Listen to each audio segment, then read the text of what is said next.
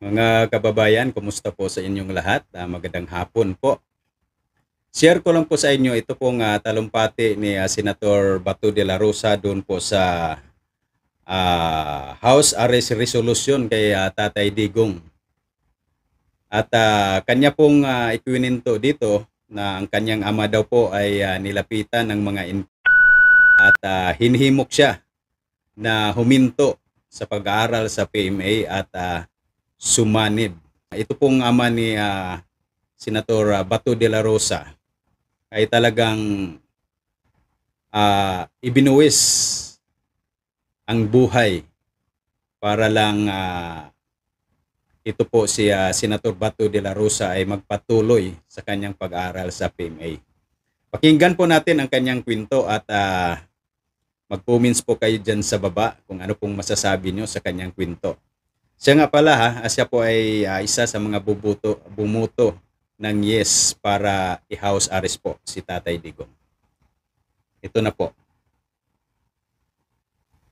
Habang ako'y nag-aaral sa PMA, yung aking tatay ay nilapitan ng mga at siya ay hinimok na ako ay pahintuin sa PMA para sumali sa hindi sumunod ang aking tatay sa kagustuhan ng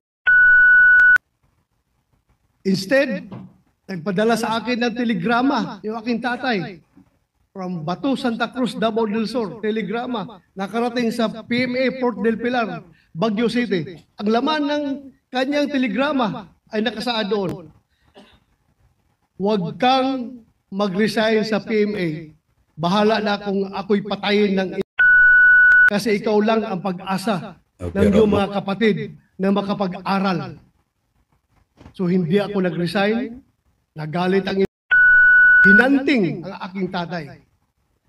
Noong araw na patayin na sana ang aking tatay na mga napansin ng aking kapatid na babae na 12 years old na palapit na yung mga armado sa aking tatay. Habang ang aking tatay ay nagmamaniho ng tricycle, papunta sa amin, mag-parking, palapit na yung mga krahe na siya, naglupasay yung aking kapatid na babae dahil alam niya na yung mangyari sa tatay namin. Napansin ng tatay ko, kaya sumibat ang aking tatay. Kinabukasan, buong pamilya sumakay ng barko doon sa Davao Pier. Sumakay ng barko, pumuntang Manila. Ang suot-suot lang. Yung damit lang na suot nila, wala silang nadalang gamit. Pagdating dito sa Manila, sila ay nakitira dyan sa squatters area sa may barangay Butukan, Project 2, Quezon City. Sa likuran lang ng Quezon City Police District. Pagkatapos, kami lumipat na doon sa squatters area pa rin, sa may Batasan, Quezon City. Noong ako'y graduate ng PMA, assign ako sa Davao at nagkataon na yung aking tatay ay nagkasakit.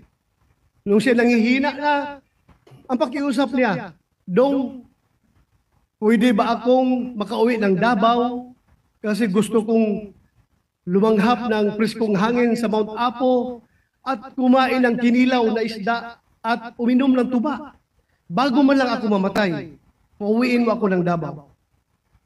Sabi ko, tay, hindi ka pwedeng umuwi dahil hanggang ngayon hinahanting ka niya sa'yo. At kung uuwi ka, hindi kita mabantayan. Dahil busy ako na sa bundok ako ng Surigao, bundok ng Davao, nag-ooperate ako, naghahanap ng ang trabaho ko, hindi kita maalagaan, hindi kita mabantayan. Namatay siya na hindi nakauwi ng Davao. Inuwi namin siya na bangkay na sa Davao. Napakalaki na pagsisisi ko. Sabi ko sana, nakauwi man lang siyang buhay. Ngayon, Mr. President, alam ko, kahit na wala akong direktang komunikasyon kay Pangulong Duterte, alam ko, deep inside my heart, bilang aking pangalawang ama, si Pangulong Duterte, alam ko deep inside my heart na the same message ang gusto niyang iparating sa akin. Bato, pauwiin mo na ako sa Davao para makakain ako ng munggo. Makakain ako ng inuunan na isda.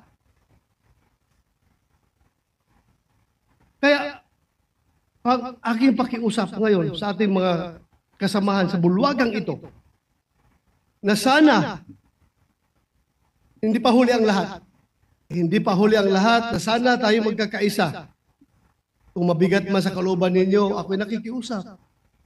Na sana isang tabi muna natin ang politika at ating paghariin sa ating puso ang ating pagiging Pilipino. Na kung saan nakaukit sa ating kultura at sa ating tradisyon ang pagmamahal, pagrespeto, pag-aruga sa mga matatanda, sa may mga sakit, at sa mga mahihina. Yan po ngayon si Pangulong Duterte. He is old, he is sick, and he is very weak. Very weak na hindi na siya makatayo. Hirap na siya makatayo ngayon. Kaya ako pinakiusap sa inyo na sana bago huli ang lahat, alam ko suntok sa buwan itong ating pinapasa na resolution, Mr. President. ICC is beyond our control. Pero at least nakikiusap man lang tayo. Bago man lang pumanaw si Pangulong Duterte, bago man lang siya mamatay, sana maramdaman niya na somehow merong isang sangay o isang sanga ng gobyerno, particular ang Senado, na nag-iisip na siya ay sana makauwi at mailagay sa house arrest. Yun lang po aking pakiusap, Ginoong Pangulo. Sana suportahan natin ang resolusyon na ito. Maraming salamat at magandang hapon sa atin. O yun, di ba? Ito po ay ito talagang mga magulang natin. Bahala na kung anong mangyari sa kanila. Basta lang matupad yung kanilang pangarap sa kanilang mga anak.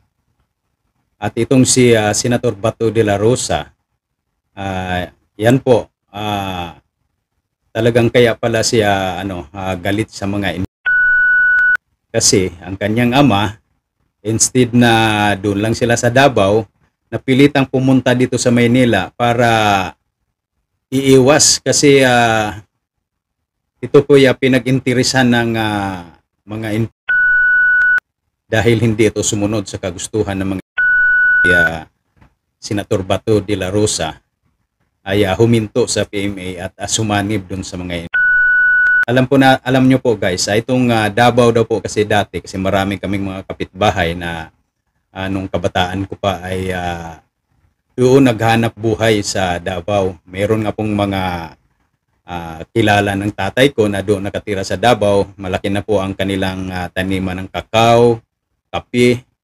Pero ang nangyari dahil sa sobrang dami na magugulo yung mga di niya malaman kung anong gagawin. Kasi minsan mga military ang pumunta doon sa kanilang bahay, pinapakain nila. Minsan naman mga at may pagkakataon na muntik magpang-abot.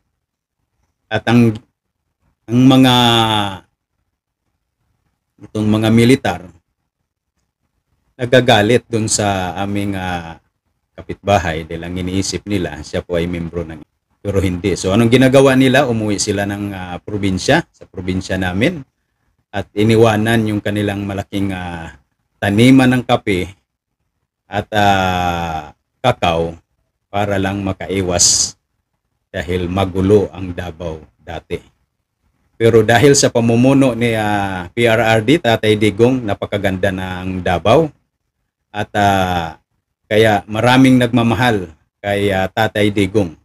At minsan pa na kanyang sinasabi noon na gusto niya na kung siya'y mamatay, dito lang sa sariling bayan. At nung andun siya sa dahig, di ba? Nung bago lang nagsasabi siya na kung siya'y mamatay, siya'y ipakrimit at dalhin ang abo pauwi sa Davao. At maraming salamat guys sa inyong pakikinig, panunood dito po sa ating video at kita-kita tayo sa susunod nating mga video. Maraming salamat at God bless po sa ating lahat. Lagi nating tatandaan na mahalin natin ang ating sarili, mahalin natin ang ating bansa at lagi tayong mag-iingat. Maraming salamat. God bless.